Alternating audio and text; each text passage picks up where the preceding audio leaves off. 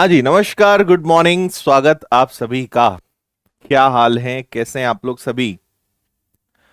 तो आज से हम एकदम नया चैप्टर शुरू करने जा रहे हैं जिसका नाम है कंपाउंड इंटरेस्ट यानी चक्रवृद्धि ब्याज।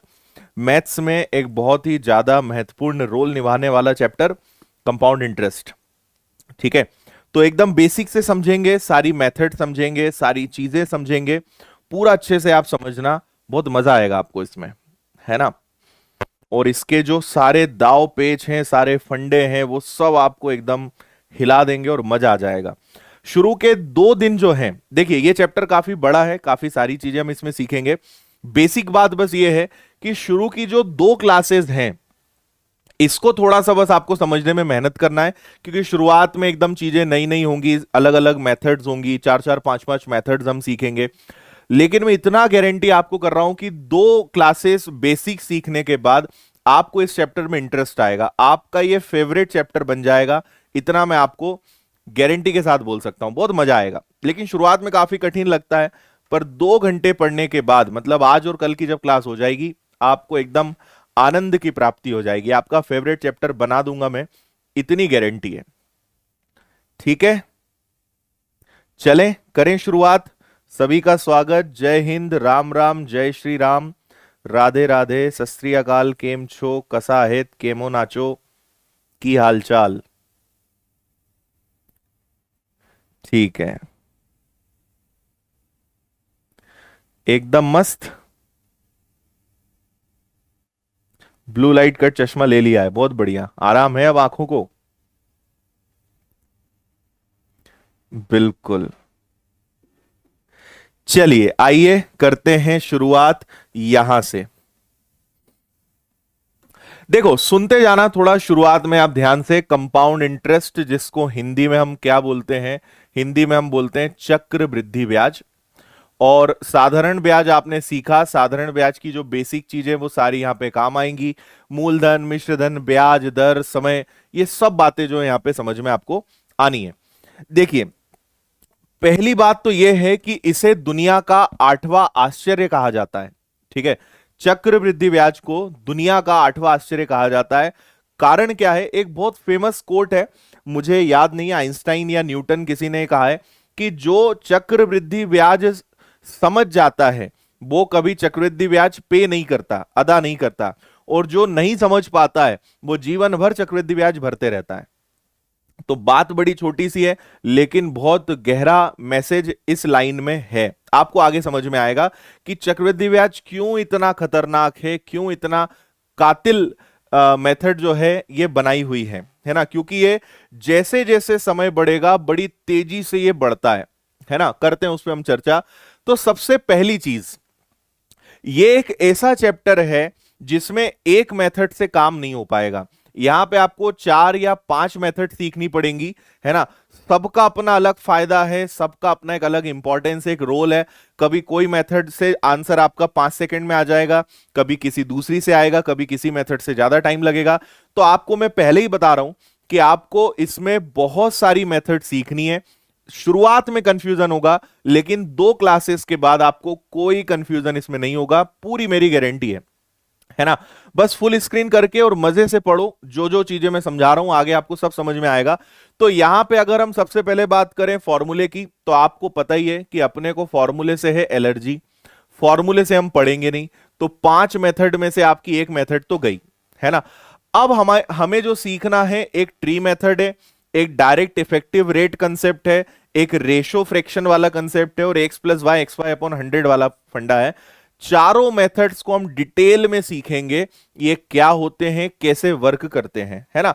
तो 1 बाय 1 शुरू करते हैं, लेकिन पहले थोड़ा सा बेसिक समझ लेते हैं कि कंपाउंड इंटरेस्ट आखिर होता क्या है। तो कुछ चीजों को जरा सुन लो, सबसे बेसिक बातें समझ लेते हैं। जैसे हम एक एग्जाम्पल लेते हैं कि हमने कहा भैया 10,000 रुपए हैं, ब्याज की दर जो है 10% है, और टाइम हमारे पास जो है 3 साल है। तो बताओ कितना कंपाउंड इंटरेस्ट मिलेगा इस पे, या बताओ कितना सिंपल इंटरेस्ट मिलेगा इस पे। तो दोनों बातें हम समझेंगे। फुल स्क्रीन कर लो और अच्छे से सुनो जो मैं आपको बोल रहा हूं, है ना। ठीक है, देखो साधारण ब्याज में क्या होता है भाई, आप एक तरफ हम साधारण ब्याज का गणित समझ रहे हैं, तो साधारण ब्याज में क्या होता है कि आपने 10,000 रुपए किसी से उधार लिए और आपको 10% पे करना है, मतलब कितना ब्याज लगेगा? 1,000 रुपए ब्याज लगेगा। साधारण ब्याज की दो बातें एकदम तय है जो अपने दिमाग में बैठा लो कि पहला तो साधारण ब्याज हमेशा किस पे लगता है? साधारण ब्याज हमेशा मूलधन पर लगता है, हमेशा प्रिंसिपल पर लगता है। और दूसरा, साधारण ब्याज फिक्स होता है। फिक्स होता है इसका मतलब कि अगर 10% 1,000 रुपए है तो हर साल 1,000 रुपए ब्याज लगेगा। तो एक साल का अगर 1,000 हो गया तो दूसरे साल का भी 1,000 होगा, तीसरे साल का भी 1,000 होगा, तो 3 साल का कुल ब्याज, टोटल इंटरेस्ट कितना हो जाएगा? कुल ब्याज कितना हो जाएगा? तो आपका 3,000 रुपए इंटरेस्ट हो जाएगा। क्लियर है?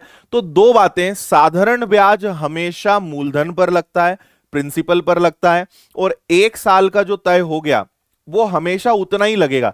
एक साल का 1,000, 2 साल का 2,000, 3 साल का 3,000, 4 साल का 4,000 एंड सो ऑन। इसी प्रकार वो आगे चलता जाएगा। लेकिन बोलते हैं ना कि जहां से तुम्हारा सोचना खत्म होता है वहां से हम सोचना शुरू करते हैं, है ना? तो जहां पे साधारण ब्याज खत्म होता है वहां से चक्रवृद्धि ब्याज चालू होता है। तो मैं आपको इसका खेल समझा रहा हूं, समझना कि यहां पे क्या होगा। देखो, चक्रवृद्धि ब्याज। अब चक्रवृद्धि ब्याज बोलता है कि भैया 10,000 का 10% तो आने दो। तो पहले साल आप 1,000 रुपए ब्याज दोगे, कोई समस्या नहीं है ना? पहले साल दोनों सेम होते हैं। अब साधारण ब्याज के साथ, सॉरी, चक्रवृद्धि ब्याज के साथ दो एक ही चीज याद रखना कि चक्रवृद्धि ब्याज हमेशा किस पे लगता है? चक्रवृद्धि ब्याज हमेशा मिश्रधन पर लगता है, यानी अमाउंट पे लगता है। और मिश्रधन का मतलब क्या होता है? मूलधन धन ब्याज। Principal plus interest is equal to amount, है ना? आप अंतर समझो, यहां आप केवल मूलधन पर ब्याज दे रहे थे, प्रिंसिपल पर दे रहे थे। यहां आप मूलधन के साथ साथ ब्याज पर भी ब्याज दे रहे हो, है ना?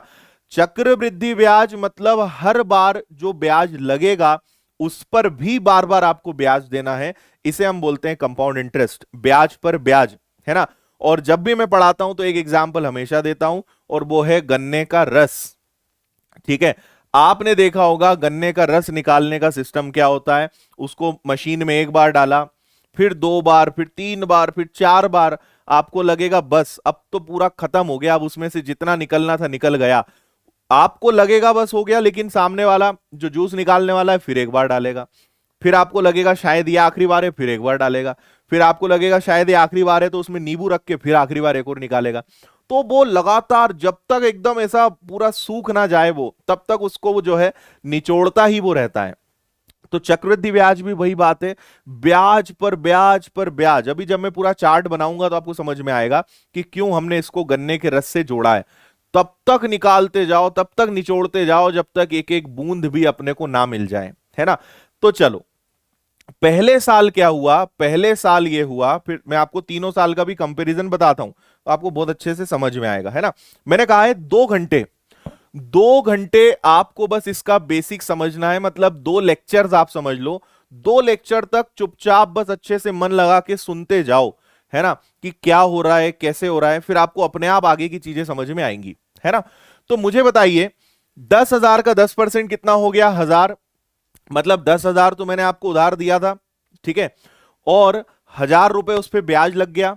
तो 10,000 पे 1,000 ब्याज लग गया, मतलब अब मुझे आपसे कितने रुपए लेने निकल रहे हैं? 11,000। भाई सोचो, मैंने आपको 10,000 रुपए उधार दिए, एक साल का 1,000 रुपए उस पर ब्याज लग गया, तो अब आपसे कितना लेना है? अब आपसे 11,000 लेना है। तो अब पता है कितने पर ब्याज लगेगा?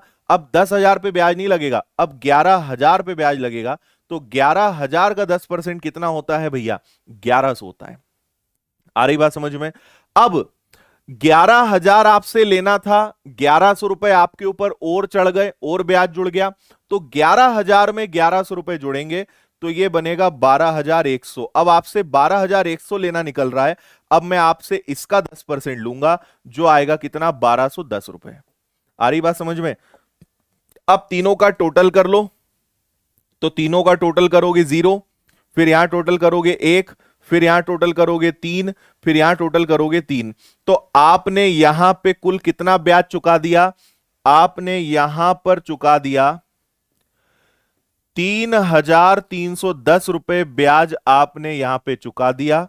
ये आपका क्या है जी? ये आपका कुल ब्याज है, टोटल इंटरेस्ट है, चक्रवृद्धि ब्याज। अब आप समझो, हमने बहुत छोटा सा उदाहरण लिया, सिर्फ 10,000 रुपए लिए, 10% लिया और मात्र 3 साल का क्वेश्चन लिया।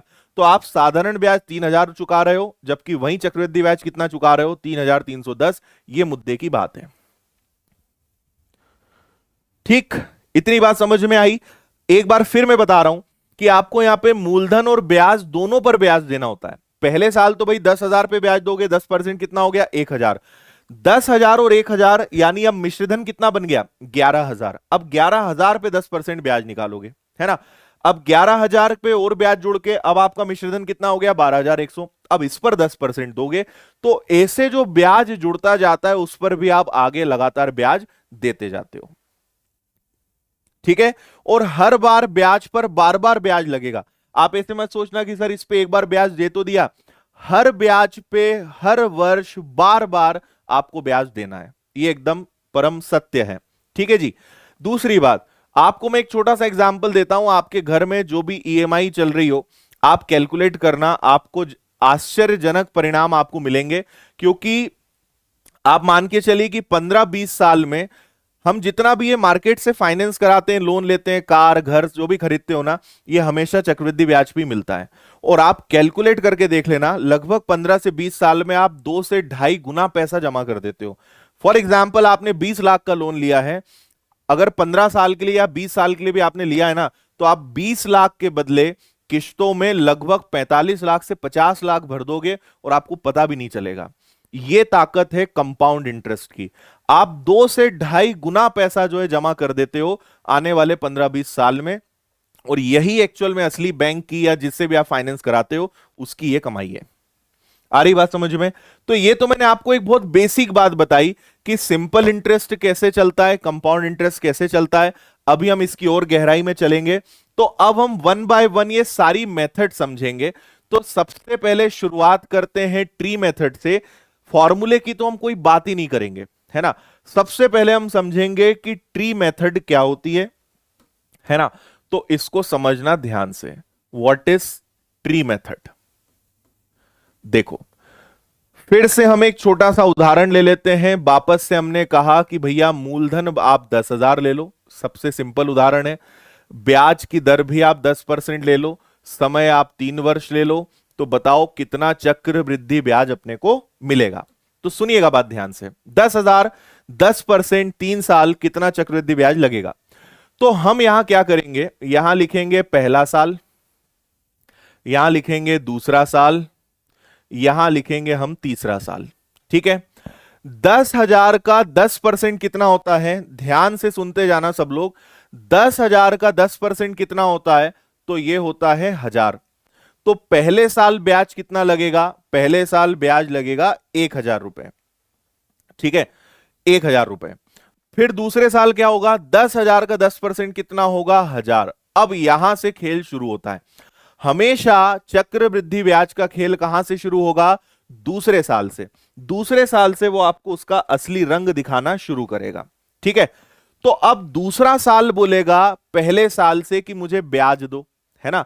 तो दूसरा साल, भाई इसने बोला कि ये जो तुमने 1,000 दिया ये तो तुमने मुझे मूलधन पर दिया, लेकिन मेरा पेट कब भराएगा? जब तुम ब्याज पर भी ब्याज दोगे, इंटरेस्ट पर भी इंटरेस्ट दोगे। तो अब आप दूसरा साल पहले साल से ब्याज मांगेगा, तो 1,000 पर फिर 10% आप दोगे, तो 1,000 का 10% कितना हो जाएगा जी? 100 हो जाएगा। ये हो गया। अब तीसरे साल पे जाएंगे, तो 10,000 का 10% कितना होता है? 10,000 का 10% 1,000। देखो ये 1,000 तो लगना ही है, क्योंकि ये आप किस पे चुका रहे हो? ये आप मूलधन पे चुका रहे हो। मूलधन पर तो ब्याज दोगे ही, लेकिन ब्याज पर भी ब्याज देना है। अब खेल समझना, अब फंडा आपको क्लियर होगा। तीसरा साल पहले साल और दूसरे साल दोनों से ब्याज मांगेगा, है ना। ऐसे मत सोचना कि पहले साल ने ब्याज दे तो दिया, हो गया, नहीं। जैसे ही अगले साल पे जाओगे, पुराने जितने ब्याज हैं उन सब पर बार बार आपको ब्याज देना है। ये मेन मुद्दे की बात है ना। तो सुनना, सबसे पहले तीसरा साल पहले साल से कहेगा भैया मुझे इस पर ब्याज दो। तो फिर से आप इसका 10% चुकाओगे, तो इसका 10% कितना हो जाएगा 100। फिर दूसरे साल से कहेगा भैया तुम भी निकालो, तो फिर इसका 10% कितना हो जाएगा 100। फिर इसको भी नहीं छोड़ेगा, बोलेगा तुम ब्याज पर लगने वाले ब्याज हो लेकिन तुम भी ब्याज दो, तो फिर आप इस पे 10% चुकाओगे। तो सब पे वापस से 10-10% लग के 100 का 10% कितना हो जाएगा 10। तो देखो अब बात समझना, पहले साल यहां कितना ब्याज लगा 1000, यहां कितना ब्याज लगा 1100, और यहां कितना ब्याज लग गया, यहां लग गया 1210। आ रही बात समझ में? पहले साल कितना ब्याज लगा 1000, दूसरे साल कितना ब्याज लगा 1100, तीसरे साल कितना ब्याज लगा 1210, और अगर मैं तीनों को जोड़ देता हूं तो कुल मिला के कितना ब्याज लगेगा 3310 रुपए। ये सेम वही आंसर आया जो अभी हमने थोड़ी देर पहले करा था। देखो 1000, 1100, 1210, 3310, तो ये आ गया 1000, 1100, 1210, 3310। इस प्रकार चक्रवृद्धि ब्याज जो है वर्क करता है। ठीक है, तो ये आ गई अपनी ट्री मेथड, इसको बोलते हैं ट्री मेथड। मैं आपको एक चीज और बताता हूं, एक चीज और समझना। मान लो थोड़ी देर के लिए कि यहां पे चौथा साल भी होता, इससे और फंडा क्लियर होगा। देखो चौथा साल अगर होता तो क्या होता, चौथा साल सबसे पहले 10,000 का 10%, यानी इसको 1000 रुपए ब्याज तो लगेगा ही लगेगा। अब चौथा साल पहले साल, दूसरे साल, तीसरे साल सबसे ब्याज फिर से मांगेगा। तो चौथा साल पहले इससे बोलेगा भैया निकालो, तो 1000 का 10% कितना 100। फिर इससे बोलेगा तुम भी दो मुझे, तो इसका भी कितना हो गया 100। इसका 10% कितना हो गया 100, इसका 10% कितना हो गया 10, इसका 10% कितना 10, इसका 10% कितना 10, और इस 10 का भी 10% लगेगा। मतलब इसको मैं यहां लिख देता हूं 1, है ना, इतना ब्याज लगेगा। और अगर आप इन सबको जोड़ दोगे तो 1000, 1330 और 1 31, टोटल आपका चौथे साल का ब्याज कितना हो जाएगा 1331। ये आपके चौथे साल का लगने वाला ब्याज है। समझ में आया? जैसे ही आप चौथे साल पे गए, पुराने जितने ब्याज हैं सब पर आप बार बार ब्याज दे रहे हो। This is how tree method works and compound interest. पूरा जूस निकल गया नींबू रख के, समझे? नींबू और पुदीना आखिरी बार में रख दिया था अपन ने। समझ गए बात, है ना? हाँ,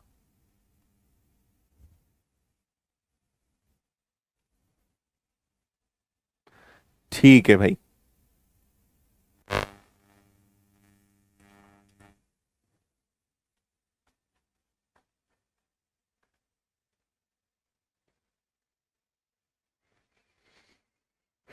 चार वाला फिर से बताएं। हाँ, सबको जोड़ोगे तो 4641 आएगा। 1000 लगा, इसका 10% 100, इसका 10% 100, इसका 10% 100, इसका 10% 10, इसका 10% 10, इसका 10% 10, इसका 10%, और 10 का 10% 1। ये टोटल चौथे साल का ब्याज हुआ। पांचवें साल पे जाओगे, ये जितना भी दिख रहा है सब पर आपको बार बार ब्याज देना है ना? सभी पर आपको ब्याज देना है। ये मेन मुद्दे की बात है। ठीक है, डन है? सबका टोटल 4641 आएगा, बिल्कुल। देखो इन तीनों के साथ अगर इसको जोड़ोगे तो 4641 आएगा। मैंने केवल इन 3 साल को जोड़ा था, है ना? आप इसको हटा दो, इससे अगर आप कंफ्यूज हो रहे हो इसको छोड़ दो। चलो क्लियर है बात, समझ गए? एक और एग्जाम्पल लेते हैं, जिन लोगों को थोड़ा कम समझ में आया उनको भी आएगा। जैसे हम एक एग्जाम्पल ले लेते हैं कि भैया 20,000 रुपए हमारे पास है, रेट ऑफ इंटरेस्ट चलो 5% ले लेते हैं, और 3 साल का वापस से कंपाउंड इंटरेस्ट ट्री मेथड से निकालते हैं। तो मैं आपको बना के बता रहा हूं, आप लोग बस देखिएगा और समझिएगा। First year, second year, third year, है ना? तो 20,000 का 5%, ठीक, 20,000 का 5% कितना होता है? तो 20,000 का 5% होता है 1000 रुपए। तो पहले साल कितना ब्याज लगेगा 1000 लगेगा, है ना? तो अगले साल भी कितना लगेगा 1000 लगेगा, और यहां भी 1000 लगेगा। इतना तो लगना ही लगना है, ये तो लगेगा। ठीक है, अब इस 1000 पर हम ब्याज देंगे तो 1000 का 5%, 1000 का 5% कितना हो जाएगा? तो 1000 का 5% हो जाएगा आपका 50। 1000 का 5%, अब ब्याज की दर 5% है ना, तो 1000 का 5% कितना हो जाएगा, 50 हो जाएगा। तो ये लग गया।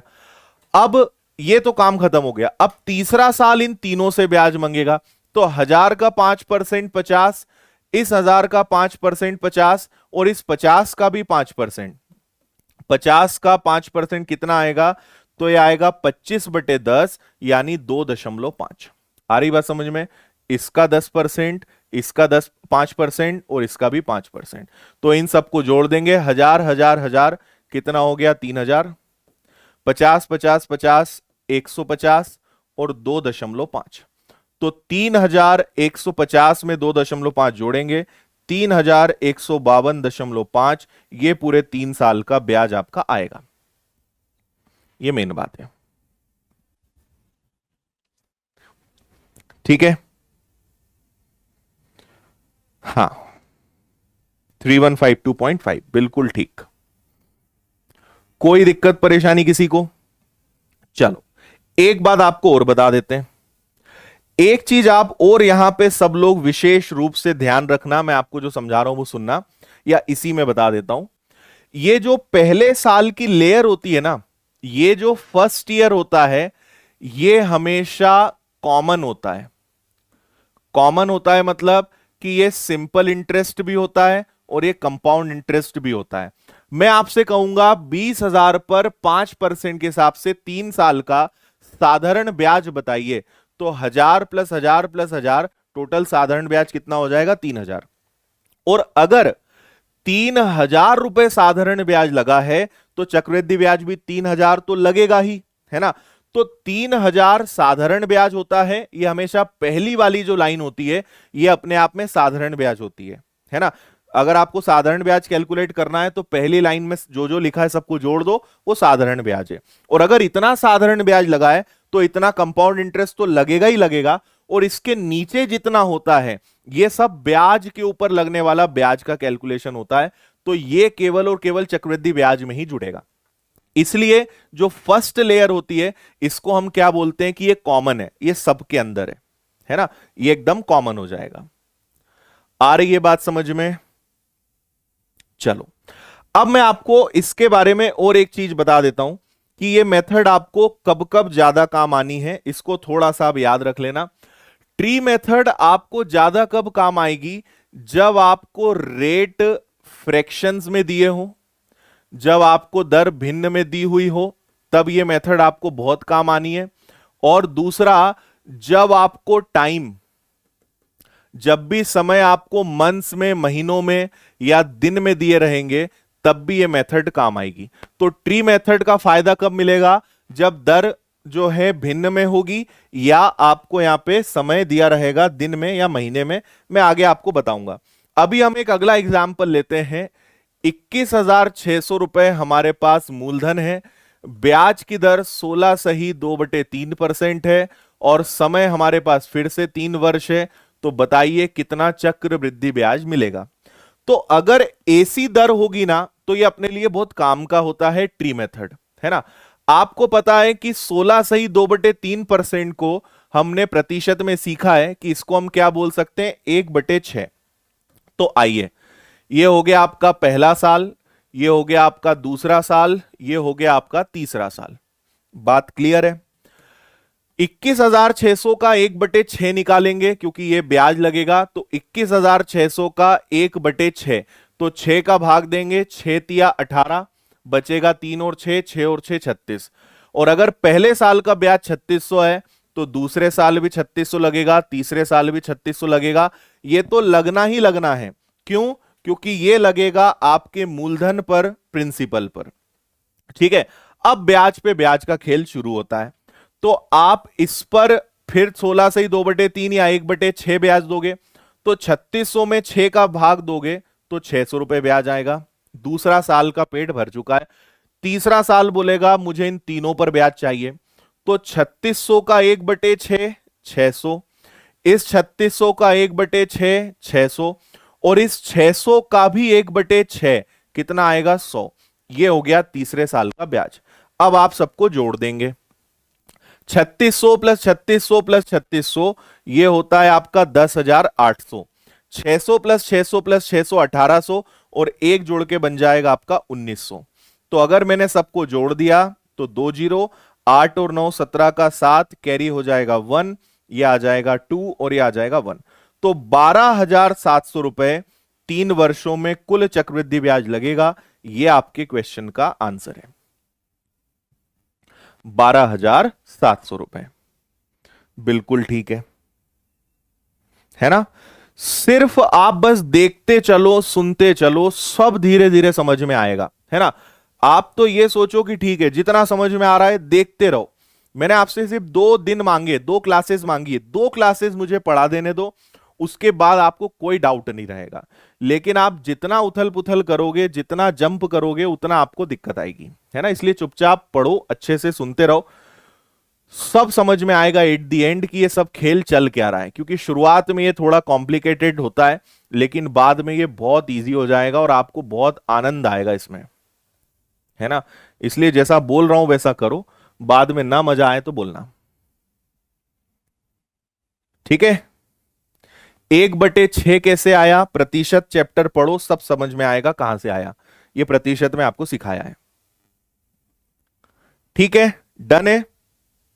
चलो अब हम अगला सीखेंगे मेथड नंबर 2, जिसका नाम है रेशो। अब रेशो मेथड क्या होती है इसको सुन लो, है ना। देखो फिर से हम एग्जाम्पल लेते हैं कि भैया 10,000 रुपए हमारे पास है, ब्याज की दर 10% है, समय 3 वर्ष है, तो बताइए कितना चक्रवृद्धि ब्याज मिलेगा। तो मेरी बात समझना, देखो 10% का मतलब होता है 1/10। और मैंने आपको साधारण ब्याज में भी सिखाया है कि जो नीचे आए वो प्रिंसिपल, जो नीचे आए वो मूलधन, और जो ऊपर आता है वो इंटरेस्ट होता है, यानी वो ब्याज होता है ना। तो आप यहां पे हमेशा 2 चीजों का रेशो बनाते हो। एक तरफ आप लिखते हो मूलधन, मूलधन को बोलते हैं प्रिंसिपल, दूसरी तरफ आप लिखते हो मिश्रधन, और मिश्रधन को बोलते हो आप अमाउंट, ठीक है। तो यहां मूलधन कितना है, 10 है, तो मूलधन हो गया 10, और 10 पर 1 यूनिट ब्याज लग रहा है, 1 रुपए ब्याज लग रहा है, यानी मिश्रधन कितना हो गया, 11, है ना। 10 में 1 ब्याज जुड़ गया तो कितना हो गया, वो 11। अब हमें यह देखना है कि अगर 3 साल का सवाल है तो आप इसको 3 बार लिखोगे, 10 से 11, ठीक है। फिर आप इसको लिखोगे 10 से 11, और इनका आप करोगे हमेशा गुणा। तो तीनों का गुणा होगा तो ये बनेगा आपका 1000, इन तीनों का गुणा होगा तो ये बनेगा आपका 1331। तो आपको ये सेम याद दिलाएगा किस चीज की, कमी वृद्धि, जो आपने परसेंटेज में सीखा था, इंक्रीज डिक्रीज, कमी वृद्धि वाले प्रश्न, डिस्काउंट वाले प्रश्न, ये सब वही पैटर्न है। और मैंने आपसे कहा भी था कि ये चक्रवृद्धि ब्याज में मैं आपको फिर से याद दिलाऊंगा, सब जगह वही कंसेप्ट है। तो 10 से 11, 10 से 11, 10 से 11, 3 साल का सवाल है तो हमने 3 बार लिखा, 4 साल का होगा 4 बार लिखेंगे, 2 साल का होगा 2 बार लिखेंगे। अब एक बात समझो कि 1000 रुपए आपका मूलधन है, 1331 आपका मिश्रधन है, इन दोनों के बीच का जो अंतर है वही आपका चक्रवृद्धि ब्याज कहलाएगा, जो 331 है ना। तो अब आखिरी बात सुनिए आप, यहां पे आपसे मूलधन बोला है 10,000, 10,000 रुपए क्या है, मूलधन है। अगर मूलधन है तो भाग भी किसका देंगे, मूलधन का।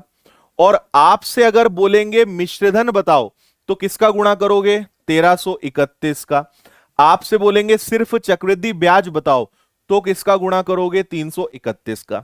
तो इसको करेंगे सॉल्व, 1 2 3 0 से 3 0 गए, 331 में 10 का गुणा करेंगे, 3310 रुपए आपके क्वेश्चन का आंसर आ जाएगा, दैट्स इट। तो ये हो गई आपकी रेशो मेथड। आप अगर चाहते तो यहां पे इतना ना लिख के ऐसे भी लिख सकते थे, है ना। आप क्या कर सकते थे कि भैया 10 से 11 हुआ है तो 10 का घन 11 का घन, आप ऐसे भी लिख सकते थे। भाई 3 बार गुणा करना है तो इससे अच्छा है कि 3 का क्यूब कर दो, तो ऐसा भी आप कर सकते हो। 2 बार है तो वर्ग, 3 बार है तो 3, ऐसा भी आप कर सकते हैं। क्लियर है, हाँ।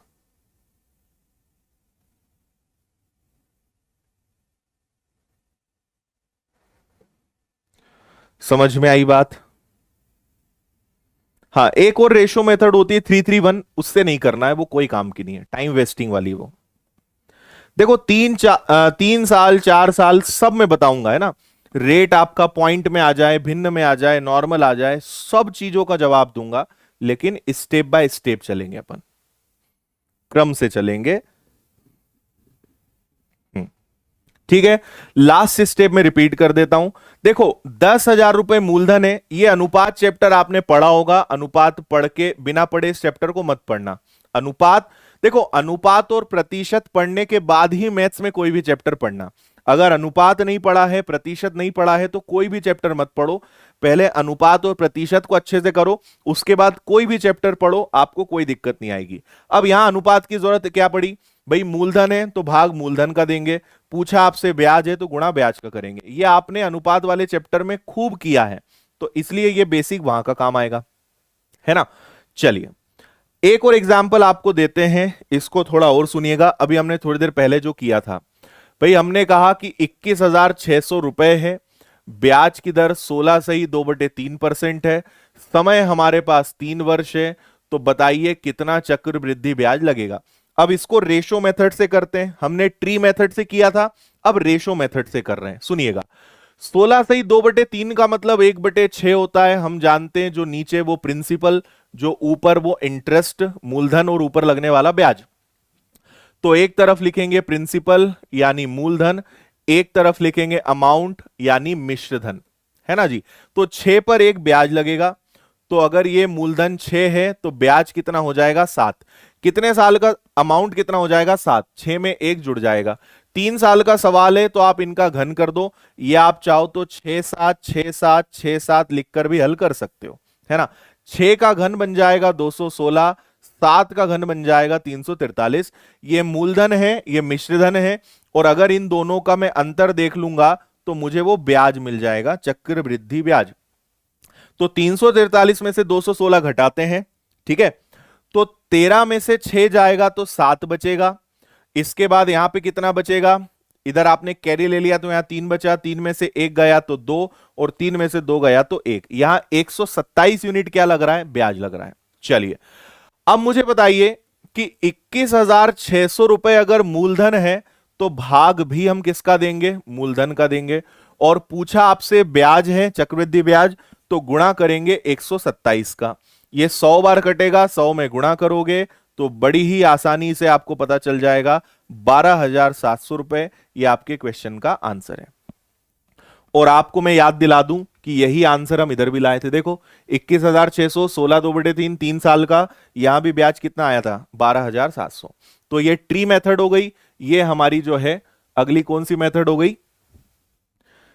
ये हमारी हो गई रेशो मेथड। तीनों बातें, दोनों बातें समझ में आई? अभी आपको लगेगा सर ये ज्यादा अच्छा है, ट्री मेथड ज्यादा अच्छी है, या फिर ये अच्छा है। अभी अच्छा या बुरा डिसाइड मत करो, आप अभी आगे नहीं देख पा रहे हो, आप अभी वो नहीं देख पा रहे हो जो मैं देख पा रहा हूं। इसलिए अभी अच्छा बुरा मत, सब अच्छा है, किसी को अच्छा या बुरा मत अभी डिसाइड करो। आगे आपको सब समझ में आएगा कि क्यों मैं हर मेथड आपको सिखा रहा हूं, लेकिन आपको अभी आगे दिख नहीं रहा है। हम्म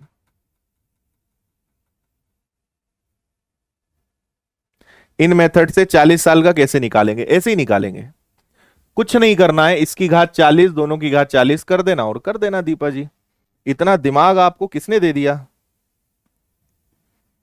दोनों अच्छे से समझ में आ गया? हाँ चलो भैया, अब आपको लेकर चलते हैं तीसरी मेथड पर। तीसरी मेथड का नाम है डायरेक्ट इफेक्टिव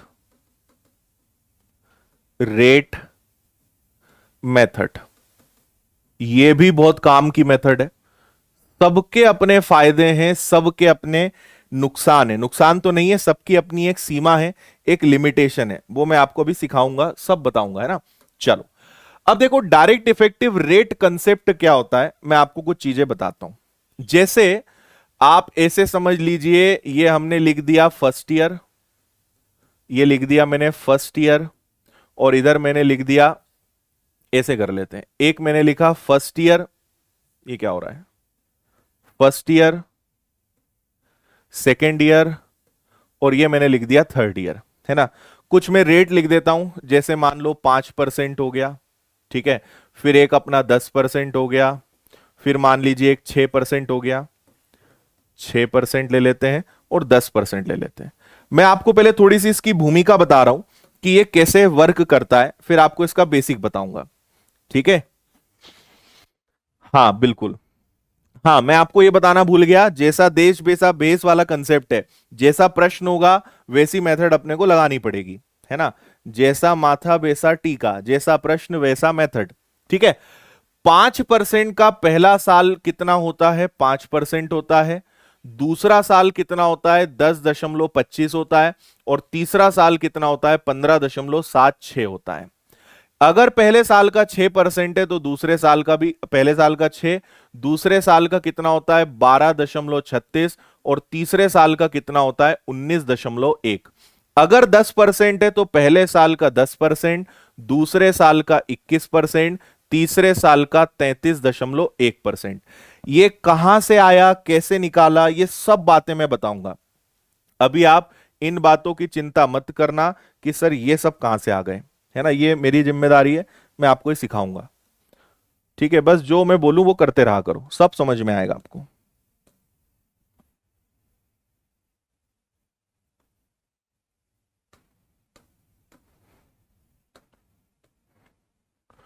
ठीक है, इसको हम क्या बोल रहे हैं? इसको हम बोल रहे हैं डायरेक्ट इफेक्टिव रेट। अगर मुझे यह पता चल जाए कि भैया किस रेट से कितना प्रतिशत ब्याज लग रहा है, तो अपना काम बड़ा ही आसान हो जाएगा। जैसे मैं आपको एक छोटा सा उदाहरण दे रहा हूं फिर से, है ना। मैंने कहा कि 10,000 रुपए हमारे पास है, ब्याज की दर 10% है, समय हमारे पास 3 साल है, तो बताओ कितना चक्रवृद्धि ब्याज जो है लगेगा, है ना। अब अगर आपको पता है कि ब्याज की दर अगर 10% है और 3 साल है तो कैसे निकलेगा? अगर ब्याज की दर 10% है तो 3 साल में चक्रवृद्धि ब्याज लगता है 33.1। 10% 3 साल में कितना लगता है? 33.1। तो आपको कुछ नहीं करना है, 10,000 का 33.1% निकालना है।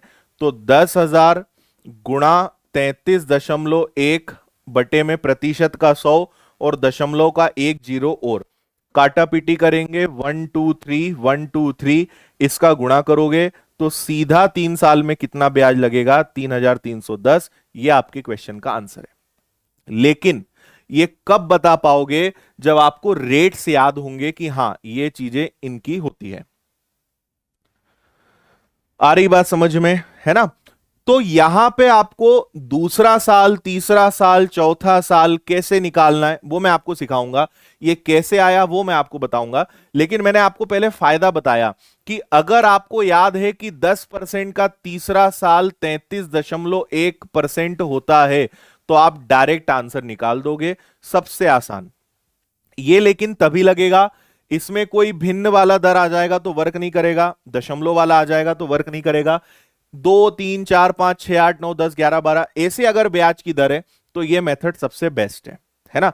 अब हम चलते हैं इसकी गहराई में कि ये सब चीजें जो हैं कहां से आई, कैसे काम करती है, इसको अब हम थोड़ा सा समझते हैं।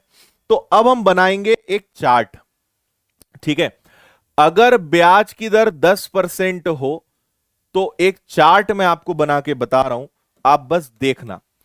एक तरफ लिख देंगे हम ईयर्स यानी वर्ष, ठीक है।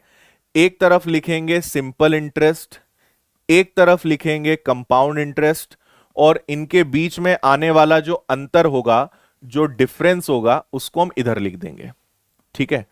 फुल स्क्रीन कर लेना और देखते जाना मैं क्या समझा रहा हूं आपको, है ना। पहला साल, दूसरा साल, तीसरा साल और चौथा, 4 साल ले लेंगे, पहला, दूसरा, तीसरा और चौथा। देखो, ब्याज की दर 10% है तो पहले साल का साधारण ब्याज भी 10 होता है, चक्रवृद्धि ब्याज भी 10 होता है, और पहले साल का अंतर हमेशा 0 होता है। हमेशा खेल शुरू होता है दूसरे साल से, पहले साल से नहीं, है ना। तो ये 10 हो गया, 10 हो गया। एक साल का 10 तो 2 साल का कितना हो जाएगा? 20। तो ये अगर 20 है तो ये भी 20 होगा। लेकिन आपको चक्रवृद्धि ब्याज की आदत पता है, चक्रवृद्धि ब्याज क्या बोलता है कि भैया 20 तो तुम मुझे मूलधन पे दे रहे हो, मुझे ब्याज पर भी ब्याज चाहिए। ठीक है, तो वो कहेगा कि मुझे 10% पर 10% ब्याज और चाहिए। तो 10 का 10% कितना होगा, इसको हम निकालेंगे। 10 का 10% कितना होगा, 1 होगा। तो 1% और ब्याज लग के टोटल ब्याज कितना हो जाएगा, 21% हो जाएगा।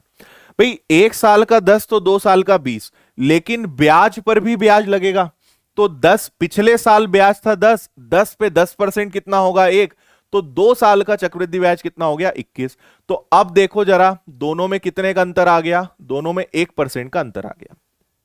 ठीक है, 1 साल का 10 तो 3 साल का कितना होगा, 30। तो ये 30 तो ये भी 30।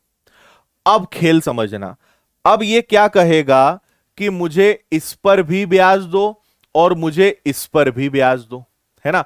तो 10 का 10% हमने निकाला, जो कितना था, 1% था, है ना। 10 का 10% कितना था, 1% था। और अब इसका भी 10% लगेगा, तो 21 का 10% कितना होगा, 2.1, है ना। तो यहां पे आप 2.1 और जोड़ दोगे, तो ये टोटल कितना बन जाएगा, 33.1%। तो अब दोनों में कितने का अंतर आ गया, अब दोनों में 3.1% का अंतर आ गया। ठीक है, 30 तो लगेगा, 10 का 10% 1, 21 का 10% 2.1, तो तीनों का टोटल कितना हो गया, 33.1। चौथे साल क्या होगा, 1 साल का देखो साधारण ब्याज, देखो कितना साधारण है, 10 20 30 40, कोई मतलब नहीं दुनिया में क्या चल रहा है, मस्त अपनी धुन में चलना है। 40 है तो 40 तो लगेगा ही लगेगा, लेकिन अब यह कहेगा कि मुझे सारे ब्याज पर फिर से ब्याज दो, है ना। तो चौथा साल इसका भी 10% मांगेगा, इसका भी 10% मांगेगा, इसका भी 10% मांगेगा। तो 10 का 10% कितना हो गया, 1%। ठीक है, 10 का 10% कितना हो गया, 1%। 21 का 10% कितना हो गया, 2.1%। और 33.1 का 10%, इसका भी 10% निकालेंगे, तो 33.1 का 10% कितना हो जाएगा, तो ये आ जाएगा 3.31, है ना। तो ये और जुड़ जाएगा 3.31%। और जब इन सबको आप जोड़ोगे तो सबका टोटल आएगा 46.41%। कितना आएगा, 46.41%। ये चौथे साल का ब्याज होगा। तो अब जरा देखिए कि दोनों में कितने का डिफरेंस आ गया, दोनों में डिफरेंस आ गया 6.41 का, 6.41% का डिफरेंस है। ऐसे ये पूरा कैलकुलेट होता है। आपको ये परीक्षा में कैलकुलेट नहीं करना है, ना बना के देखना है, बस आपको बेसिक समझाने के लिए ये पूरा चार्ट मैंने बना के बताया कि ये कैसे बनता है, कैसे वर्क करता है ना। लेकिन इन सब के शॉर्टकट से मैं आपको आगे पूरी वही चीजें सिखाऊंगा, लेकिन शॉर्टकट भी तभी काम करेंगे जब आपको ये सब बेसिक नॉलेज होगा। तो आपके फाउंडेशन को अच्छा करने के लिए ये चीजें मैं सिखा रहा हूं।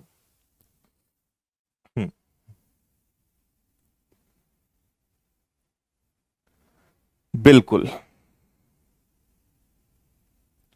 क्लियर है, समझ में आया सभी को बहुत अच्छे से। हम्म, ओके, हाँ बुक में सब मिलेगा आपको, पूरा ऐसे ही बना हुआ मिलेगा। समझ में आई बात। कुछ चीजें याद करनी पड़ेंगी, कुछ की मैं आपको ट्रिक बताऊंगा, अभी आप मत चिंता करो, सब मैं आपको बताऊंगा। हाँ ठीक है, अब ऐसे ही एक और चार्ट हम बनाएंगे, है ना। और ये चार्ट हमारा रहेगा 20% का। तो अगर ब्याज की दर 20% हो तो हम वापस से इसी प्रकार का चार्ट बनाते हैं, प्रैक्टिस करते हैं, है ना।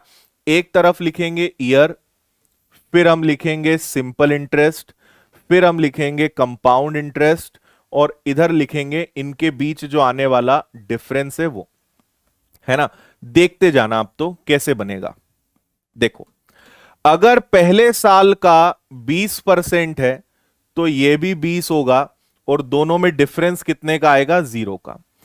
एक साल का 20 तो 2 साल का 40, तो ये अगर 40 होगा तो ये भी आपका 40 होगा। अब ये बोलेगा मुझे पिछले साल के ब्याज पर ब्याज दो। इस बार 20 पर 20% लगेगा, तो 20 का 20% ब्याज होता है 4, तो इसमें 4% और जुड़कर ये कितना बनेगा, 44 बनेगा। तो अब दोनों में कितने का डिफरेंस आ जाएगा, 4% का। तीसरा साल, एक साल का 20, 2 साल का 40, तो 3 साल का कितना होगा, 60। 60 होगा तो यहां भी 60 तो लगेगा ही लगेगा, लेकिन इन दोनों पर हमें ब्याज देना है। तो 20 का 20% कितना होगा, 4% होगा, और 44 का 20% है ना, 44 का आप अगर 20% निकालोगे, ठीक है, क्या हो रहा है, ये निकालोगे तो ये पता है कितना आएगा, ये आएगा 8.8। ठीक है, कितना आएगा ये, 8.8।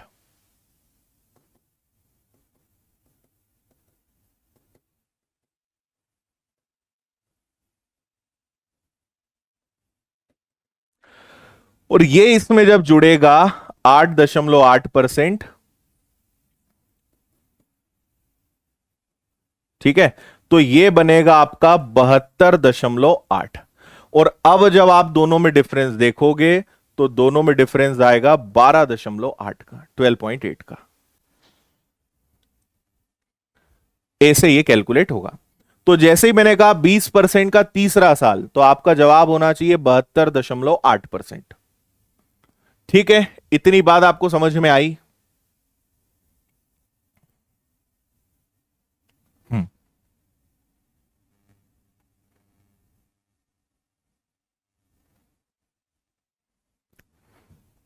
चलो, अब आपको एक और महत्वपूर्ण बात बताते हैं, सुनिएगा।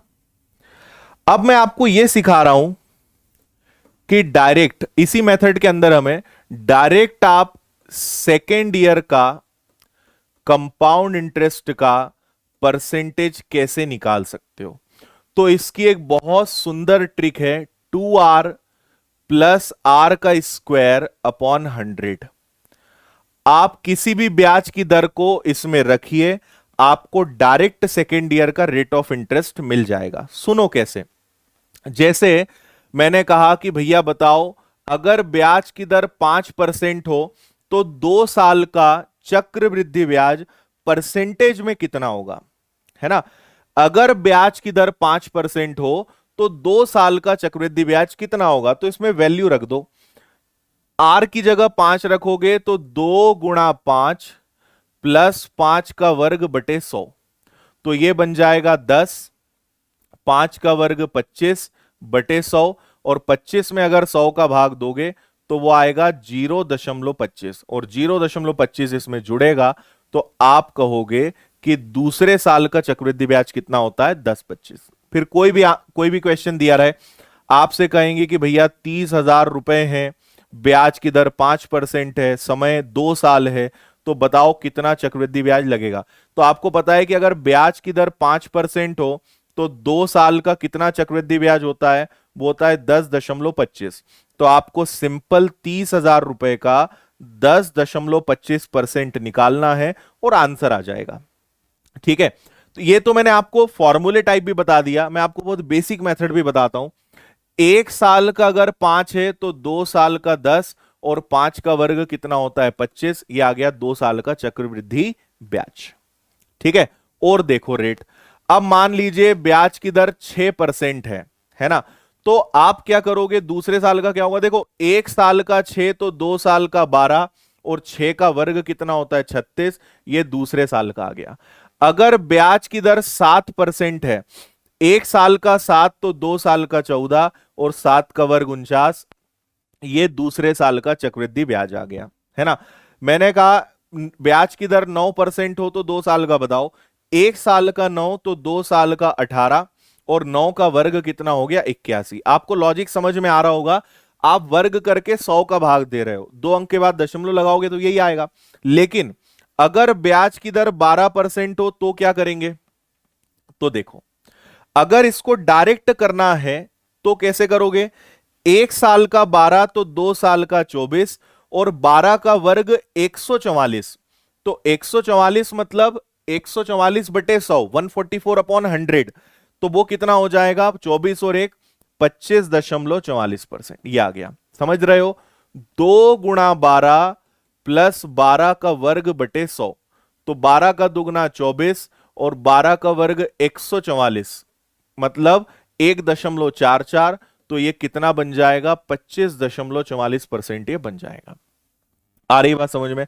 अगर ब्याज की दर 15% है तो दूसरे साल का बताओ। 1 साल का 15 तो 2 साल का 30 और 15 का वर्ग 225। तो 225 को ऐसे लिख लोगे तो 2 साल का चक्रवृद्धि ब्याज कितना आ जाएगा भैया? 32.25। ये है पूरा खेल। ठीक है, अब मुझे सब लोग जरा बताओ कि अगर ब्याज की दर 21% हो तो 2 साल का चक्रवृद्धि ब्याज कितना होगा? जल्दी बताओ। अगर ब्याज की दर 21% हो तो 2 साल का चक्रवृद्धि ब्याज का परसेंटेज कितना आएगा? जल्दी से बोल दो।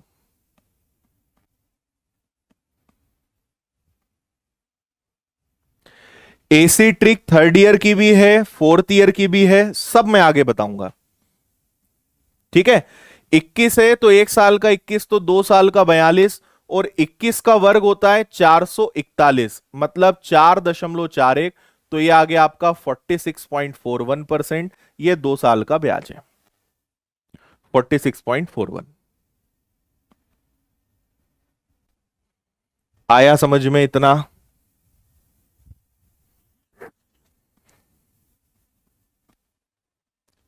ठीक है, यस। चलो, तो फिलहाल समय हो गया है, अभी एक क्लास अपनी और बची है, कल फिर करेंगे। उसके बाद जब क्वेश्चंस स्टार्ट होंगे तो आपको आनंद की अनुभूति प्राप्त होगी। हाँ, ये सब कुछ आपको अपनी बुक में सब कुछ मिल जाएगा इसी तरीके से पूरा, है ना? ओके, चलो, टेक केयर, बाय बाय, जय हिंद, वंदे मातरम, खुश रहिए।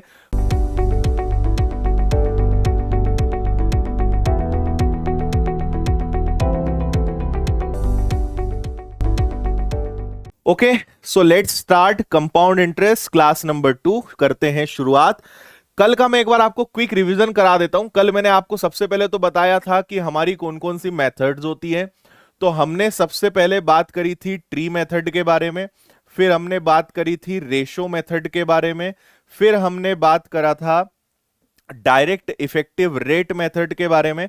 और इसमें हमने 10% का चार्ट बनाया था, 20% का चार्ट बनाया था, दूसरे साल का डायरेक्ट कंपाउंड इंटरेस्ट निकालने का परसेंटेज मैंने आपको सिखाया था, है ना? तो ये चीजें हमने सीखी थी, कुछ चीजें और बची है, उनको डिस्कस करते हैं। लेकिन सबसे पहले हम 5% का चार्ट और बनाते हैं, है ना? अगर ब्याज की दर 5% हो तो इसका चार्ट आप और हम मिलकर बनाएंगे, जैसे कल हमने बनाया था। इधर लिखेंगे ईयर, इधर लिखेंगे सिंपल इंटरेस्ट, इधर लिखेंगे कंपाउंड इंटरेस्ट, और इस तरफ इनके बीच में जो डिफरेंस आते जाएगा वो लिखेंगे। तो आपको मैं 1-2 मिनट का टाइम दे रहा हूं, एक बेसिक अगर आप इसकी फ्रेमिंग कर सकते हो, बना सकते हो तो बनाओ। और सिर्फ 3 साल का, 1st ईयर, 2nd ईयर और 3rd ईयर, 3 साल का अगर आप बना सकते हो तो बनाओ, नहीं तो मैं आपको बना के बताऊंगा, फिर आप उससे मैच करना। जल्दी से कमेंट्स बंद करिए, फुल स्क्रीन करिए और यहां ध्यान दीजिए।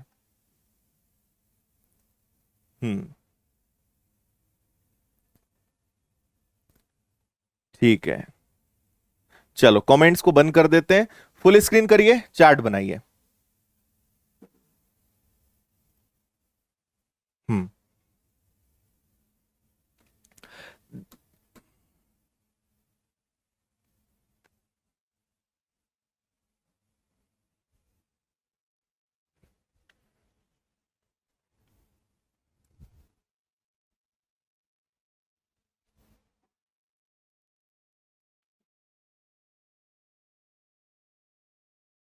बनेगा। चलो मैं हेल्प करता हूं आपकी। पहले साल ब्याज की दर कितनी होगी? 5। दूसरे साल भी कितनी होगी? 5। दोनों में अंतर कितने का आएगा? 0 का। दूसरे साल ब्याज कितना लगेगा? 10, और ये 10 लगेगा तो ये भी 10 लगेगा, ये आप जानते हो। लेकिन यहां पे क्या लगता है? ब्याज पर ब्याज, तो 5% पर 5% ब्याज लगेगा। तो 5 का 5% अगर आप निकालने जाओगे तो ये 0.25 आएगा।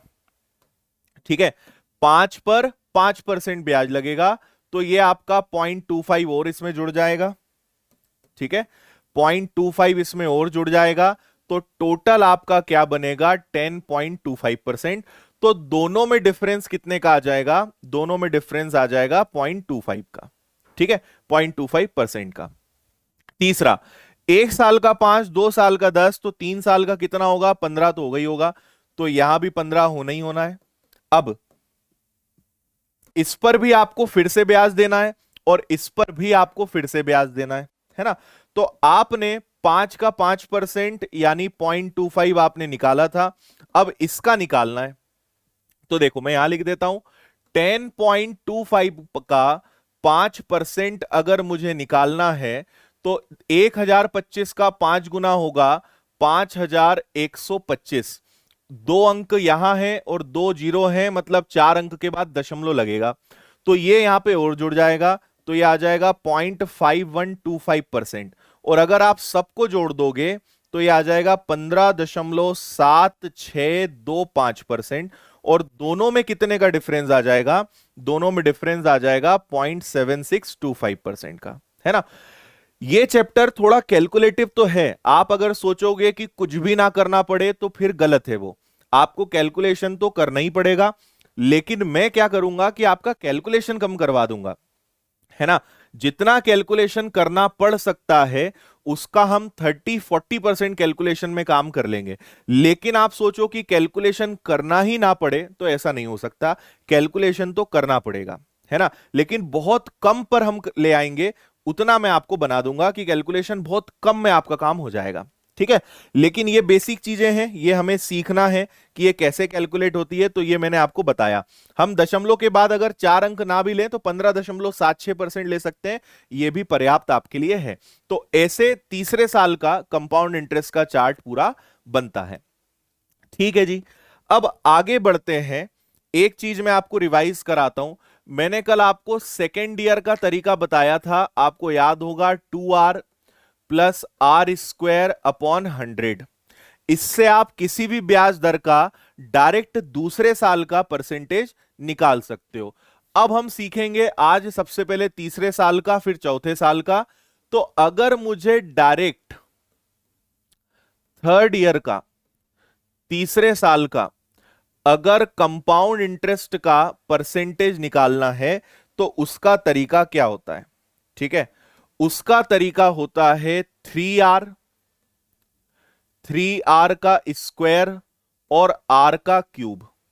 और यहां पे मैं ये 2 लाइन बना रहा हूं, इसका मतलब क्या है? इसका मतलब है कि दशमलव के बाद 2 अंक से ज्यादा नहीं लेना। ठीक है, मतलब 2 अंक से अगर ज्यादा है तो वो कैरी होगा। जैसे अभी हमने 5% निकाला था ना, इसी को निकालते हैं भाई। 5% का क्या आया था? 15.7625। इसी को मैं आपको कैलकुलेट करके बताता हूं कि अगर रेट ऑफ इंटरेस्ट 5% हो तो तीसरे साल में क्या होगा। ध्यान से आप सुनना, समझ में आएगा आपको, है ना? तो आर की जगह 5 रखोगे तो 3 गुणा आर, ठीक है, 3 गुणा 5 दशमलव, 3 गुणा 5 का वर्ग, और ये हो जाएगा 5 का घन। जहां जहां आर लिखा था वहां पे मैंने 5 रख दिया। ठीक बात। फिर यहां आपने इसको हल किया तो ये 15 आ गया। 5 का वर्ग 25, 25 का 3 गुना 75 आ गया, और 5 का घन 125 है तो ये 125 आ गया। अब मेन मुद्दे की बात यह है कि अगर 2 अंक से ज्यादा है तो उसको आपको कैरी करना है, उसको आपको हासिल का लेना है। तो यहां पे मुझे बताइए कि ये 2 अंक से जितना ज्यादा है ये कैरी होगा। ठीक है, ये 25 ही रह जाएगा और ये कैरी हो जाएगा। तो यहां पे आप देखिए कि एक इसमें जुड़ेगा, तो ये क्या बनेगा? 15.7625%। तो इस तरीके से आप किसी भी दर का तीसरे साल का परसेंटेज निकाल सकते हो। ठीक है, बात इतनी। और एग्जाम्पल लेते हैं, और देखो कोई भी चीज ना प्रैक्टिस से आसान हो जाती है। शुरू में हमें हर चीज कठिन लगती है, शुरू में लगता है इसमें तो बहुत टाइम लग जाएगा। जैसे जैसे प्रैक्टिस होगी आपका समय अपने आप कम होगा, आसान लगेगा और अच्छा भी लगेगा, आपको मजा आएगा। ठीक है। अगर ब्याज की दर 4% हो तो 3 साल में क्या होगा वो कैलकुलेट करते हैं। तो देखिए यहां पे क्या हो जाएगा, 3 गुणा 4, फिर हो गया 3 गुणा 4 का वर्ग और 4 का घन। और ये जो मैंने ऐसा स्लैश बनाया ना, इससे कंफ्यूज मत होना, ये तो बस मैंने इसलिए बनाया है ताकि ये आपको अलग अलग दिखे, है ना। मतलब अल्टीमेटली आखिरी में ये हट जाएगा, बस इसलिए कि ये अलग रहे, कैरी हो जाए, उसके बाद फिर आप इनको जोड़ दो, कोई समस्या नहीं है। तो ये बन जाएगा आपका कितना, 12। 4 का वर्ग 16, 16 का 3 गुना हो जाएगा 48, और 4 का घन 64। देखो 2 अंक है, कुछ हासिल का जाना नहीं है, सब कुछ सही है। तो आपका एक स्टेप में आंसर आ गया कि अगर ब्याज की दर 4% है तो तीसरे साल कितना होगा, 12.4864%। अगर इसकी कहीं जरूरत पड़े तो आप इसको लगभग 12.5% मान लेना, कोई समस्या नहीं है, चलेगा, है ना भाई। 48 64 लगभग 12.5 हम इसको मान सकते हैं, है ना। लेकिन अभी तो इसको हटा देते हैं। आया समझ में। तो अब आप सभी ना, अगर ब्याज की दर 3% हो तो मुझे जरा जल्दी से बना के बताओ तीसरे साल का कितना परसेंट बनेगा, जल्दी से बोल के बता दो। हाँ,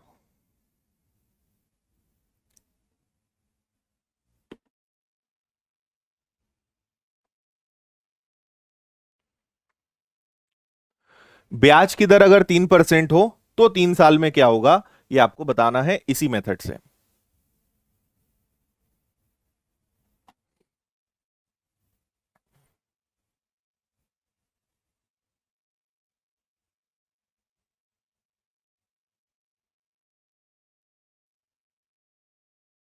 आया।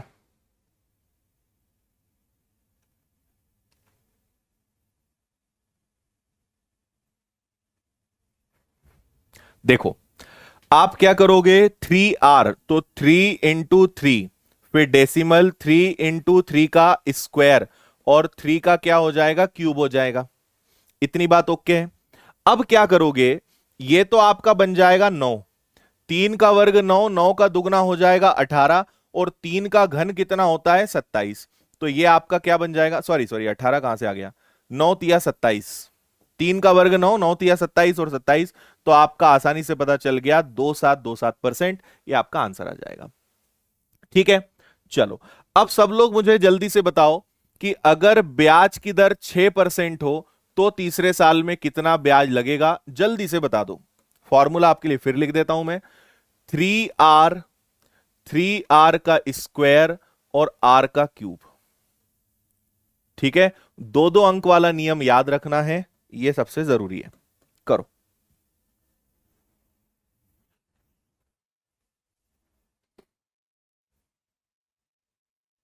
हम्म। ठीक है। देखो अगर यहां पे आप रखोगे तो यह बनेगा 3 × 6, 3 × 6 का वर्ग और 6 का घन। अब यहां से आपको फिर सीखने को मिलेगा। तो यह आ जाएगा आपका 18, 6 का वर्ग 36, 36 का 3 गुना हो जाएगा आपका 108, और 6 का घन कितना होगा भैया, 216। अब मैंने आपसे क्या कहा कि 2 अंक से जितना ज्यादा है वो आगे जाएगा, है ना। तो ये आपके पास क्या बनेगा, ये बनेगा 18.108 में 2 जुड़ेगा तो 110, और अब ये 16 स्वतंत्र हो चुका है क्योंकि इसका काम खत्म हो गया। लेकिन इसके साथ फिर क्या समस्या है, यहां भी अगर 2 अंक से ज्यादा है तो वो फिर आगे जुड़ेगा। तो ये आगे जुड़ के क्या बनेगा, ये बनेगा 19.1016%, 19.1016%। ये आपका फाइनल रेट ऑफ इंटरेस्ट होगा। ठीक है। अगर यहां 2 अंक से ज्यादा है तो वो आगे जुड़ जाएगा, अगर आगे भी 2 अंक से ज्यादा है तो वो फिर आगे जुड़ जाएगा, ऐसे चलेगा। और एक और क्वेश्चन लेते हैं। ठीक है, सब लोग बताइए अगर ब्याज की दर 7% हो तो कितना बनेगा, इससे और बता दो। Very good. ब्याज की दर 7% हो तो कितना कैलकुलेशन होना है, क्या होना है बताओ।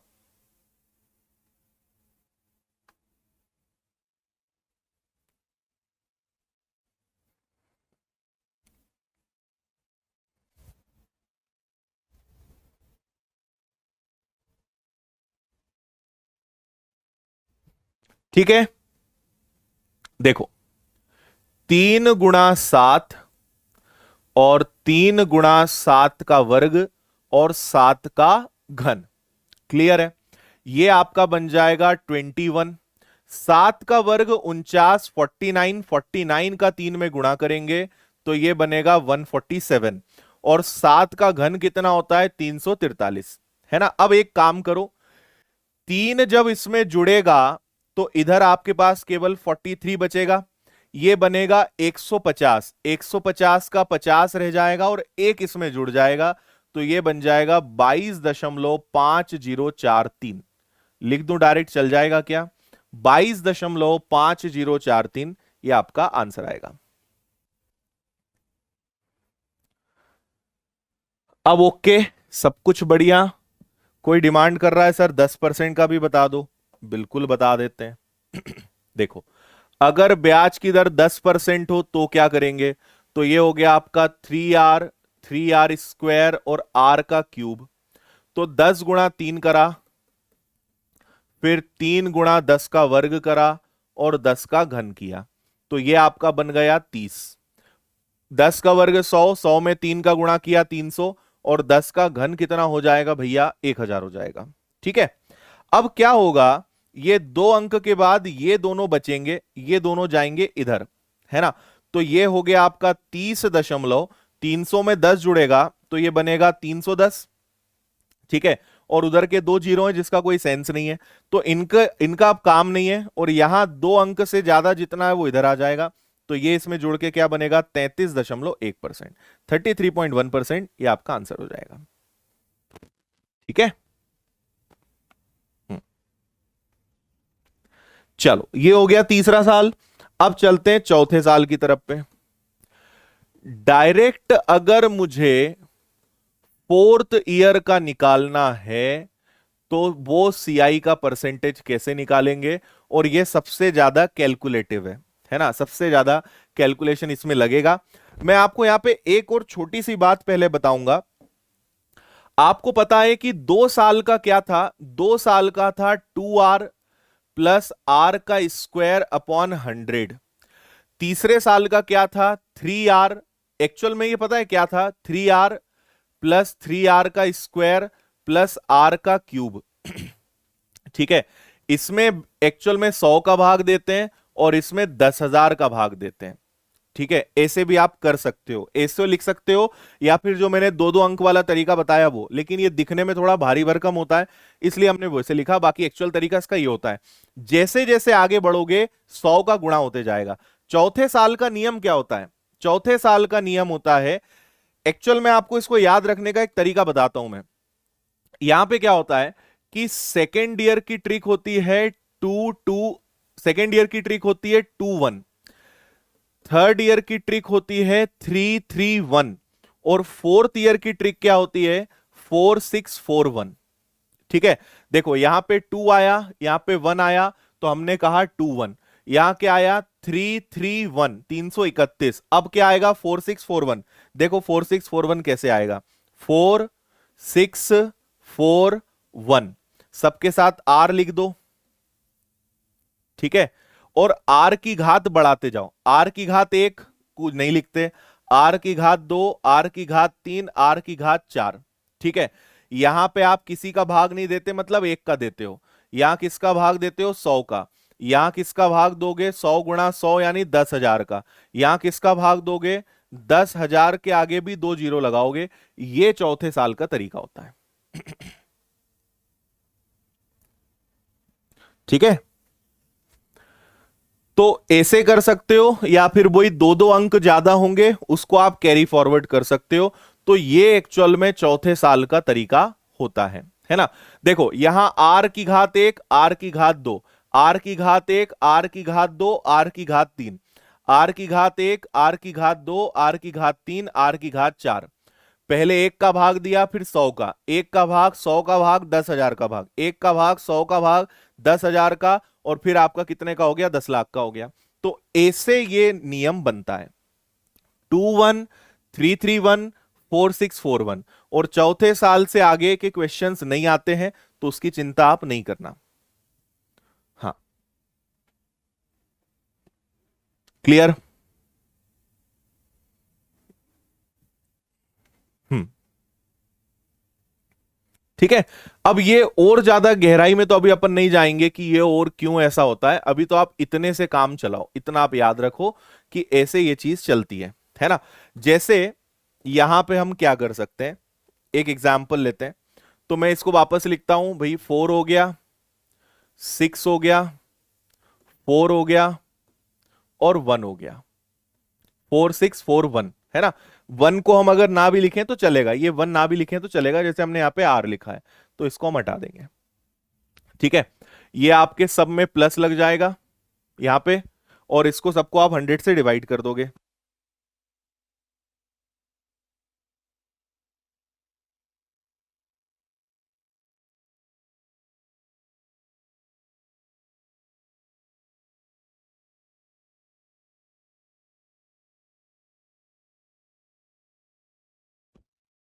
हाँ, यहां पे आप इसको 100 कर दोगे, यहां पे आप इसको 10,000 कर दोगे, और यहां पे आप उसको 10 लाख कर दोगे। ठीक है ना, 1, 2, 3, 4, 5, यस। अब एक एग्जाम्पल ले लेते हैं, लेट से कि रेट ऑफ इंटरेस्ट 10% है। वैसे तो मैंने आपको याद कराई दिया कि 10% का चौथा साल 46.41% होता है, बट फिर भी निकालना है तो कैसे निकालेंगे वो अपन सीख रहे हैं। ठीक है, हाँ। तो 10 को आप रख दो, 10 × 4 डायरेक्ट लिख देते हैं 40। 10 का वर्ग 100, 100 में 6 का गुणा करोगे 600/100। 10 का घन 1000, 1000 का 4 में गुणा करोगे तो बनेगा ये 4000, और बटे में कितना आ जाएगा, 10,000। फिर 10 की घात 4 कितना होगा, तो ये 10,000 हो जाएगा, है ना। और नीचे आपका 10 लाख है, ये हो गया। अब आप सबको प्लस करोगे, ये हो जाएगा आपका 40, ये हो जाएगा आपका 6, है ना, 2 जीरो से 2 जीरो चले जाएंगे, यहां 1, 2, 3 1, 2, 3 चला जाएगा, 4/10 मतलब 0.4 हो जाएगा। और इधर जाओगे 1, 2, 3, 4, 1, 2, 3, 4, 1/100, 1/100 मतलब 0, 1 हो जाएगा। ठीक है, अब आप सबको जोड़ दोगे तो ये 40 + 6 हो गया आपका 46, और 4 और 1 को जोड़ोगे तो 41। तो ये आपका चौथा साल आ गया 46.41। ऐसे चौथे साल का कैलकुलेशन होगा 46.41। और कैलकुलेटिव तो रहेगा, चौथा साल सबसे ज्यादा कैलकुलेटिव रहेगा। हम्म,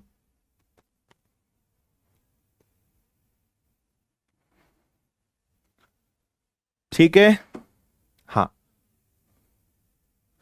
अब आप इसको अगर चाहो स्लैश वाले पैटर्न में करना तो अपन उसको भी करने का प्रयास करते हैं। 4R, फिर आपने लगा दिया था डेसिमल, है ना, फिर 6R², फिर 4R³, और फिर R⁴ ठीक है।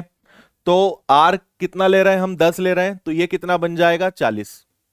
ठीक है, फिर 10 का वर्ग 100 × 6, 600 हो जाएगा, घन और 4, 4000 हो जाएगा, और 10 की घात 4 मतलब 10,000 हो जाएगा। ये हो गया।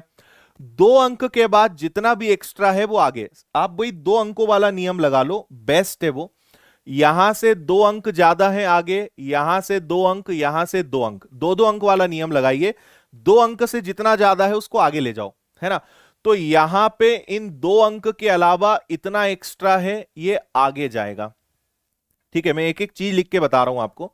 तो ये हो जाएगा 40, 600, 100 इधर आएगा तो ये 4100 आएगा, और इधर जीरो बचेंगे जिसका कोई काम है नहीं, क्योंकि जीरो को लिखने का कोई मतलब नहीं है ना। फिर इधर वापस से क्या होगा कि इन 2 को छोड़ेंगे तो ये जो 2 है वो इधर आ जाएंगे। ठीक, तो ये हो जाएगा आपका 40.641, 600 में 41 जुड़ेगा, इधर ये जीरो बचेंगे, इनका कोई काम नहीं है तो ये भी खत्म हो गए। अब यहां वापस से 2 अंक से जितना ज्यादा है तो ये 2 अंक के अलावा ये यहां आ जाएगा, तो ये आ जाएगा आपका 46.41%। तो वही 2 अंकों वाला नियम आप लगाइए, तब भी आपका आ जाएगा। तो दोनों चीजें मैंने आपको बता दी। हाँ,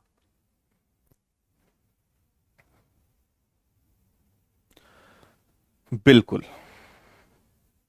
वेरी गुड। देखो अजय ने 5 साल का निकाल दिया, 21.550625। वेरी गुड भाई।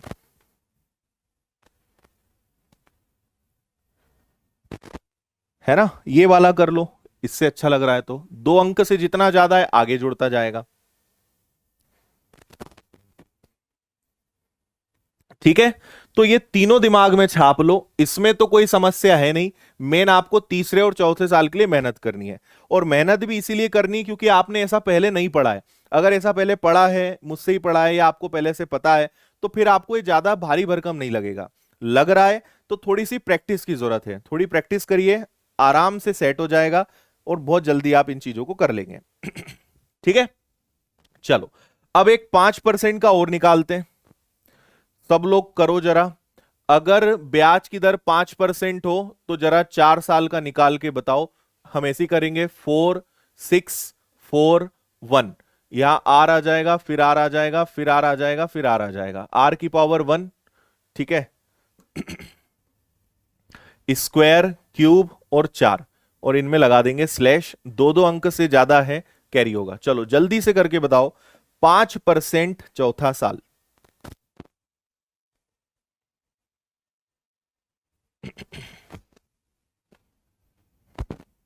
हम्म,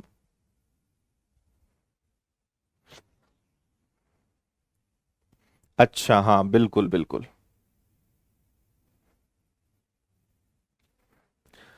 10% था तो थोड़ा आसान था, अब 5% है तो थोड़ी मेहनत लगेगी।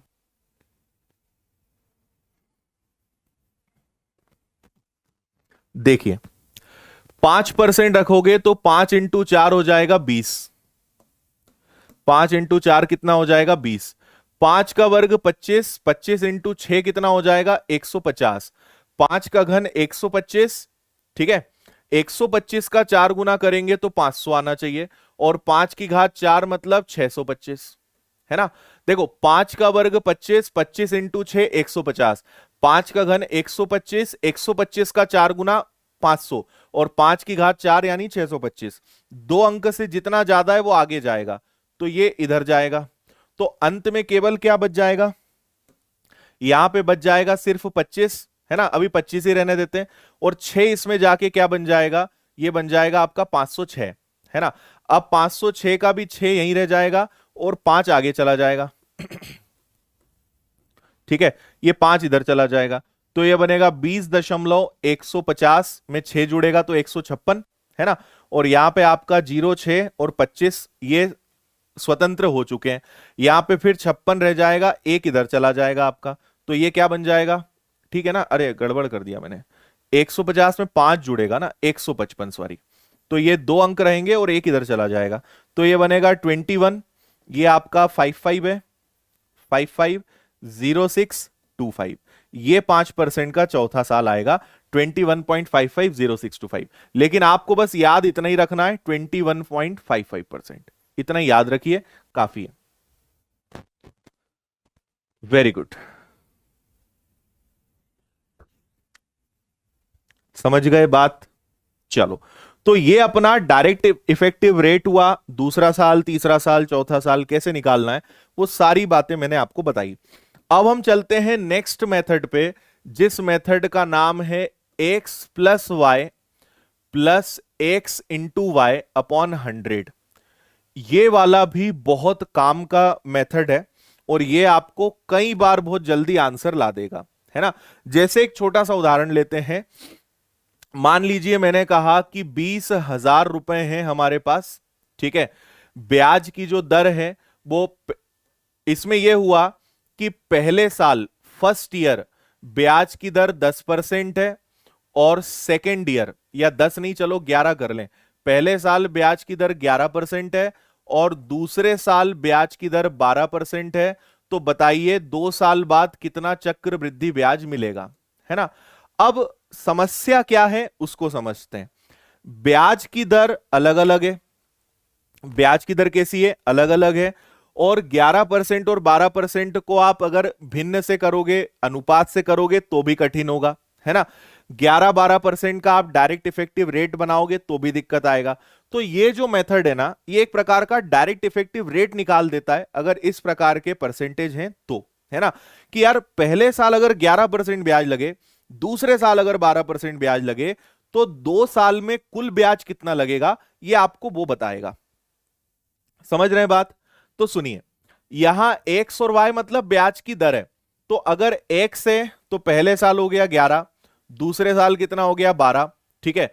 फिर आप क्या करोगे, फिर करोगे 11 गुणा 12 और बटे में 100, ठीक है। तो 11 और 12 कितना होता है, ये होता है 23। 11 और 12 का गुणा कितना होता है, 132 बटे 100, है ना।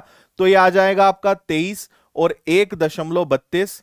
तो ये दोनों जुड़ के क्या बन जाएंगे, ये बन जाएंगे 24.32%। तो अगर पहले साल 11% ब्याज लगता है और दूसरे साल 12% ब्याज लगता है, तो 2 साल का कुल चक्रवृद्धि ब्याज कितना लगेगा, 24.32%। तो आपको अब कुछ नहीं करना है, ये लिखा आपने 20,000 रुपए और इसका 24.32% हम निकाल देंगे। तो 20,000 गुणा 24/32 बटे प्रतिशत का 100 और दशमलव के बाद के 2 अंक और अब कर देंगे काटा पीटी वाला काम। 1 2 3 4, 1 2 3 4 गया। 24/32, 32 का दुगना 64, 24 का दुगना 48, 4,864 रुपए ब्याज लगेगा। ये आपके क्वेश्चन का आंसर है, 4,864। आया समझ में? अगर कोई एक ब्याज की दर है, उसको आप 2 साल के लिए निकालना चाहते हो तब भी निकाल सकते हो, है ना। ये वही बात है, एक प्रकार से ये r प्लस आर मतलब 2r प्लस आर का स्क्वायर बटे 100 का ही एक अलग वर्जन है, वही चीज है ये, है ना। उसी से आप कर सकते हो। 3 साल का भी बता रहा हूं मैं, है ना। ठीक है, जैसे एक और एग्जाम्पल लेते हैं। मान लीजिए मैंने कहा कि भैया 30,000 रुपए हैं और ब्याज की दर 2% है और 2 साल है। सुनना ध्यान से, क्या कर रहा हूं मैं, है ना। तो हम इसी को यूज करेंगे, हम कहेंगे चलो ठीक है इसी को लगाते हैं।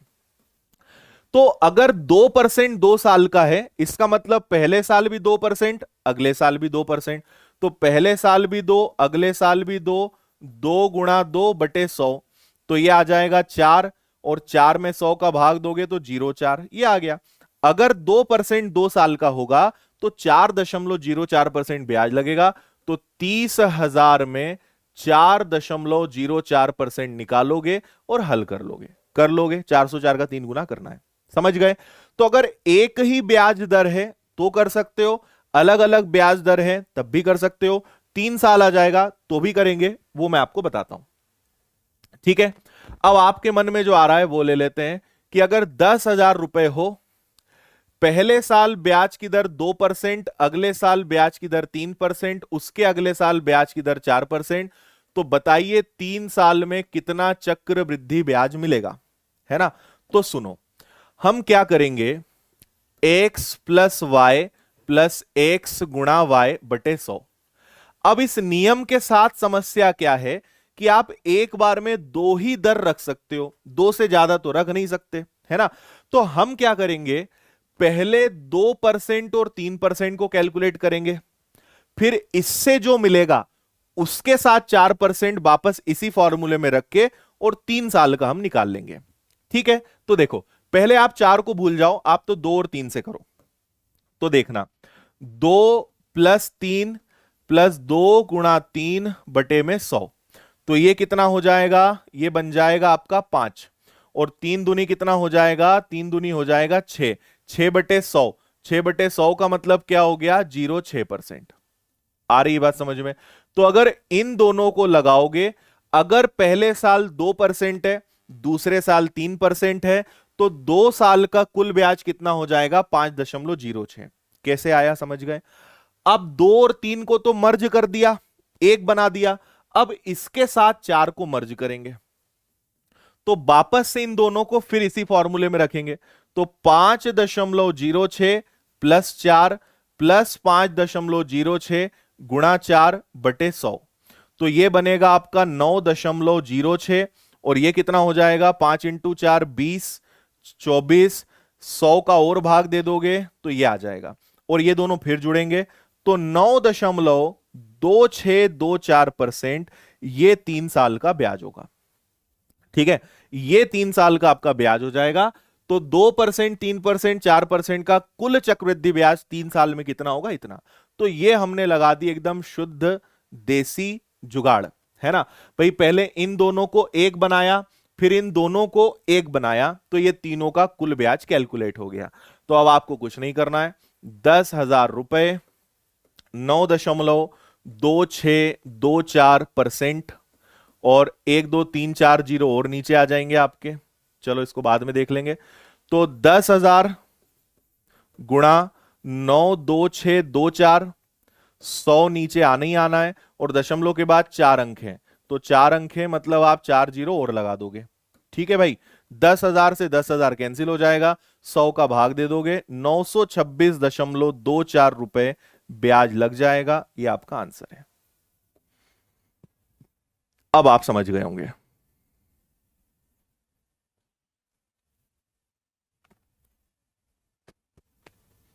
हाँ,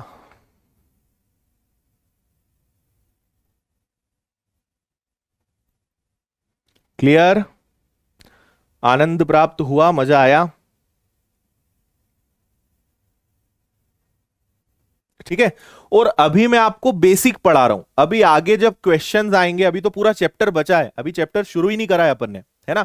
तो आगे इन सब के जब क्वेश्चंस आएंगे तो अभी और प्रैक्टिस होगी। अभी ये मत सोचो कि ये चक्रवृद्धि ब्याज है, अभी चक्रवृद्धि ब्याज शुरू ही नहीं हुआ है, अभी तो अपन बस वार्म अप कर रहे हैं, बेसिक पढ़ रहे हैं। अभी तो क्वेश्चंस आएंगे, बहुत सारे क्वेश्चंस करेंगे, तो ये सब चीजें अभी रिपीट होगी तो और अच्छे से समझ में आएगा। अभी तो मैं आपको सिर्फ बेसिक पढ़ा रहा हूं, अभी चैप्टर तो शुरू ही नहीं करा है अपन ने, है ना। चलो, अब आपको इसी में एक चीज और मैं सिखाता हूं। जैसे इस साल क्या हुआ था, कुछ क्वेश्चंस आए थे, आपको देखते से याद आ जाएगा। जैसे मान लीजिए मैंने कहा कि मूलधन 20,000 रुपए है, ब्याज की दर जो है लेट से 4.5% है ना, और 4.5 नहीं 7.5 ले लेते हैं, 7.5% है, और समय 2 वर्ष है, तो बताइए कितना चक्र वृद्धि ब्याज मिलेगा। अब इसको ट्री से करोगे तो भी कैलकुलेटिव, रेशो से करोगे तो ज्यादा कैलकुलेटिव, डायरेक्ट इफेक्टिव रेट से समस्या आएगी। तो फिर अपने काम का कौन सा आएगा यहां पे, फिर अपने काम का है x plus Y plus X into Y upon 100, इससे करना सबसे बेहतर यहां पे रहेगा। अब सुनना बात, ठीक है, 7.5% 2 साल लगाना है, मतलब पहले साल भी 7.5, दूसरे साल भी 7.5, है ना, 7.5। तो पहले साल 7.5, दूसरे साल 7.5, और फिर 7.5 इंटू 7.5 डिवाइडेड बाय 100, इनको जोड़ोगे तो ये 15 आ जाएगा। अब मैं आपको यहां पे भी एक शॉर्टकट बता रहा हूं, है ना भाई। 7.5 का गुणा करना है तो एक को कम कर लो, एक को ज्यादा कर लो। 7.5 है तो एक को 7 ले लो, और एक को आप 8 ले लो, और 100 का भाग दे दो, तो इससे आपका समय बच जाएगा। हालांकि इनका गुणा यहां जल्दी हो जाएगा, लेकिन मैंने 14.5% दे दिया, 19.5% दे दिया, तो आपका बहुत टाइम वेस्ट होगा। तो एक कम एक ज्यादा कर लो, मैं अभी पूरा करके भी आपको बताऊंगा। तो 7.5 को कम करोगे 7, 7.5 को आगे करोगे 8, तो 15, 56 में 100 का भाग दोगे तो ये आपका 15.56% आ गया। अब आपको कुछ नहीं करना था, है ना, 20,000 का 15.56% आपको निकालना था। ठीक है, ये डेसिमल हटेगा, 4 जीरो से 4 जीरो जाएंगे, 6 दूनी 12 का 2 कैरी 1, 10 और 11 का 1 फिर से 1, 10 और 11 का फिर से 1, 2 एकम 2 और 1 3, 3,112 रुपए ये आपके प्रश्न का आंसर आ जाएगा। ठीक है, अब मैं आपको कंपेयर करके बता रहा हूं कि अगर आप पूरा पूरा गुणा भी करते तब भी क्या होता। अगर पूरा पूरा गुणा करते तो 7.5 का, अगर वास्तव में 7.5 का गुणा करते तो ये आता, ये पता है कितना आता, ये आता 56.25। ठीक है, 56.25 आता। फिर आप इसको क्या करते, 7.5 गुणा 7.5/100, ये आता आपका 56.25/100, फिर भाग देते तो 0.5625 ये आता, ठीक है। और इसको जब इसके साथ रखते तो 15.5625, तब भी आप लेते तो दशमलव के 2 अंक ना, मतलब बहुत माइनर फर्क आता है ना। जो रियल आंसर आएगा और इसको हल करने पर जो आएगा मुश्किल से 2-4 रुपए का फर्क आएगा। और परीक्षा में ऑप्शंस इतने दूर आते हैं कि 2-4 रुपए का फर्क तो रहता ही है। तो हम थोड़ा राउंड ऑफ करेंगे क्योंकि हमारे पास इतना समय बर्बाद करने के लिए नहीं है कि हम एक एक चीज वहां पे लाएं, है ना। और ऑप्शन काफी दूर दूर रहेंगे। ऑप्शंस कैसे देंगे? एक आपसे कहा जाएगा 4112, एक आपसे 4812, एक कहेंगे 3112, एक कहेंगे 2940, एक कहेंगे 5612। तो ऑप्शन इतने दूर रहेंगे कि 2-4 रुपए से फर्क नहीं पड़ेगा, है ना। तो आपको पता चल गया, हाँ यार ये है तो ये आंसर आ गया, है ना। हो सकता है रियल आंसर वो इनके आगे और पॉइंट लगा दें, ऐसे कुछ आपको लगा के दे दें। ये मैं मन से बोल रहा हूं, है ना, मन से लिख कर दे रहा हूं। तो ऑप्शन ए से आएंगे तो हम एक लगभग पहुंच जाएंगे कि हाँ इसके हम करीब हैं और वही अपना आंसर आ जाएगा। आया समझ में? एक और एग्जाम्पल देता हूं मैं आपको, और सुनो। चलो, प्रिंसिपल अगर मान लीजिए 10,000 रुपए है, अभी हम प्रिंसिपल जानबूझ के आसान ले रहे हैं, इतने आसान आएंगे नहीं, है ना। ब्याज की दर जो है आप ले लीजिए 14.5%, और समय आप ले लीजिए फिर से 2 साल, और चक्रवृद्धि ब्याज आप बताइए। ठीक है भाई, तो देखो x plus Y plus X into Y upon 100, ठीक है। तो ये हो गया, देखो 14.5, 14.5 को डायरेक्ट में लिखूंगा 29, 14.5 plus 14.5 14.5 plus 14.5 is equal to what? Is equal to 29। फिर यहां पे आप लिखोगे इनका गुणा, तो 14.5 गुणा 14.5 और बटे में कितना आ जाएगा? 100। ये आ गया आपका 29। एक को 14 ले लो, एक को 15 ले लो और बटे में 100 कर लो, है ना। तो ये 29 आ गया। 14 और 15 का गुणा करोगे 210 आएगा, और 210 में अगर आप 100 का भाग दोगे तो 2.10 आएगा, और दोनों को जोड़ दोगे तो 31.10 या 31.1 भी लिखेंगे तो चलेगा। ये आपका आना है, बाकी तो फिर आगे आप कर ही लोगे। 31.1 आया समझ में?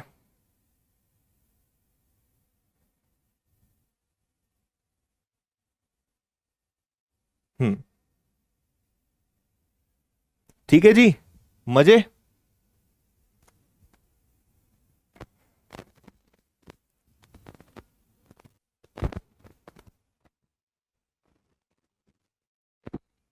और अगर थोड़ा सा गहराई इसमें जाओगे तो आप क्या कर रहे हो पता है? आप 2r plus R square upon 100 ही कर रहे हो, है ना। 2r मतलब क्या है? 14.5 का दुगना, है ना, प्लस 14.5 गुणा 14.5, वर्ग का मतलब यही हुआ ना, बटे में 100। अरे यही चीज तो कर रहे हो, थोड़ा सा कनेक्ट करोगे तो समझ में आएगा। दोनों एक ही बात है, बोलने का तरीका अलग अलग है, ठीक है। हम्म तो यहां पे आपका भी बेसिक खत्म हुआ है, चैप्टर अब हम शुरू करेंगे, है ना। तो मैंने आपको भी सारी अप्रोच बताई, रेशो क्या होता है, ट्री मेथड क्या होती है, डायरेक्ट इफेक्टिव रेट क्या होता है, एक आपको कंपाउंड इंटरेस्ट का चार्ट मिलेगा, है ना, पीडीएफ मिलेगी, वो आपको पता चलेगा। फिर ये एक्स प्लस वाई वाला फंडा कैसा है। तो अब आपको सारी अप्रोच समझ में आई। अभी तिमाही, 6 माही, है ना, ब्याज अगर समय अगर महीने में हो, दिन में हो, ये सब चीजें हम आगे सीखेंगे। अभी ये सारी चीजें रिपीट होंगी, अभी इनके क्वेश्चंस करेंगे, तो आगे फिर अब जब हम इसको करेंगे तो आपको मजा आएगा, चीजें आपसे बनेंगी। अभी सिर्फ मैंने आपको बेसिक बताया है, इसको अच्छे से 1 या 2 बार रिवाइज करो, फिर क्वेश्चंस जब हम शुरू करेंगे तो आपको मजा आएगा, और फिर आपको लगेगा कि यार ये तो सबसे बेस्ट चैप्टर है, सबसे फेवरेट चैप्टर आपका ये बन जाएगा, ठीक है। तो बेसिक को हम आज यहीं खत्म करते हैं, कल से चैप्टर की शुरुआत करेंगे सही मायने में। अब अपना चैप्टर शुरू होगा, अब आप उसके लिए तैयार हो। अभी आपको तलवार चलाना सिखाइए, अब कल से जो है आपको जंग के मैदान में उठा के फेंक देंगे, ठीक है। हम्म देखो आपको मैंने कैलकुलेशन वाला फोल्डर दिया है, आप जब मैथ्स में जाओगे तो कैलकुलेशन वाला एक फोल्डर है, उसमें दशमलव, भिन्न, जोड़ना घटाना, जोड़ना घटाना तो नहीं, गुणा भाग, वर्ग वर्गमूल, घन घनमूल, ये सब दिया हुआ है, उसको पढ़ो। उससे आपके बेसिक्स क्लियर होंगे कि कब दशमलव कैसे हटता है, जीरो कैसे लगती है, ये सब चीजें आपको सीखनी पड़ेगी। लेकिन अभी तो सोचो कि अभी चैप्टर शुरू करेंगे तो क्या होगा, तो आगे तो आपको और मजा आएगा। इससे अलावा भी कई सारे क्वेश्चंस होते हैं, वो सब चीजें हम सीखेंगे।